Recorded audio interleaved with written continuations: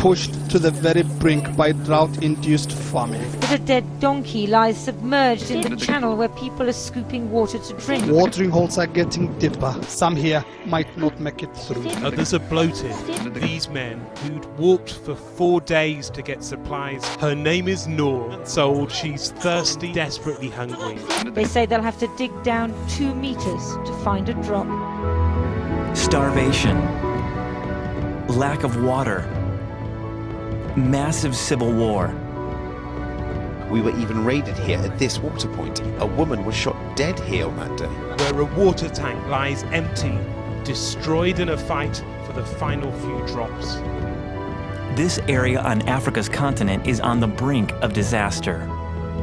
In the last 2 months, 30,000 people have died because of lack of water.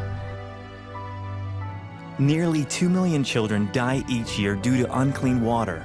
Disease permeates their water, the same water that is used for livestock. There's no reason why in today's world that anyone should be suffering for something as basic as clean water. In one refugee camp known as Dadaab, there are over 500,000 people.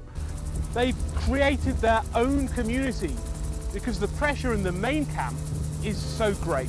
There's many refugees in those camps, but the water is very minimal because obviously there is no sources for water in those places. We want to work together to solve this problem, to provide clean water to masses of people that are in desperate need. James River has had a passion for Africa and its people for years as we've sent teams, scaled Mount Kilimanjaro, hosted fundraisers, and much more, all to help provide clean water in desolate regions.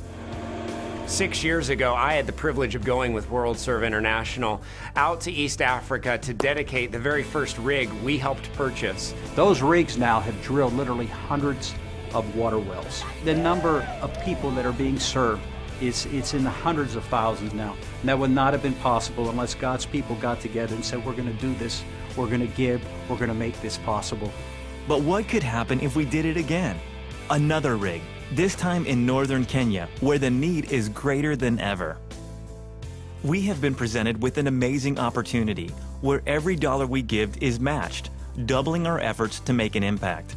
Your $5 gift becomes 10, 100 becomes 200, 5,000 becomes 10,000.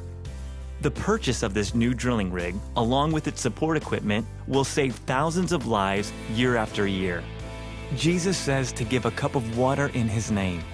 That cup of water brings education, agriculture, health, community development, and most importantly, it opens doors for the gospel.